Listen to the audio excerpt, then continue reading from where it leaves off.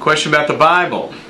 Can you give me any Bible verses that relate to the 3 P's? And remember what the 3 P's were. They're in another question as well. We interpret things personally, like you don't get the job and you go, I'm a loser and that's why I didn't get it.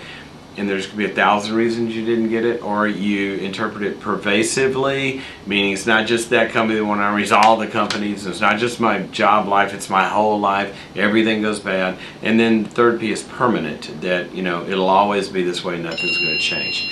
Now, here's the thing. I can't give you the Bible verses on this, you know why? Because there's too many, really.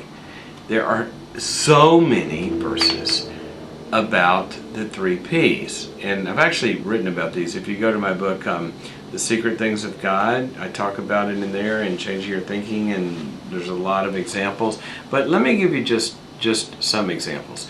Interpreting things personally, like I'm a loser and I'll never be able to pull anything off. Go to Ephesians 2, verses 8 through 10, where it says that you are God's workmanship and you were created. Whoops, I think my camera just disappeared.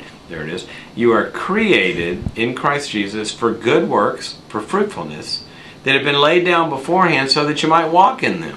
In other words, there's a verse that says you might think you're a loser, but God has actually created you with gifts. You go to Romans 12, it talks about a lot of different gifts. You go to other places, it talks about gifts. And it actually says, like in the Psalms, that He'll strengthen your arms for battle, that He'll give you the skills you need. So there's a gazillion of them. About the pervasive thing, that, everything is bad.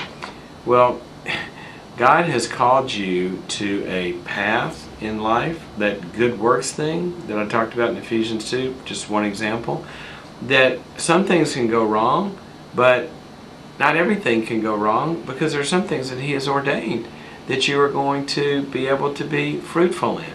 If you go, for example, to 2 Peter 1, it gives you a list of character traits there that if you're developing those, it promises you that you are going to be fruitful in a lot of different realms. And on and on and on, it says that fruitfulness is going to come. Now, added to that, it also says, pervasively, not everything is going to go right, so that helps your thinking. It says, for example,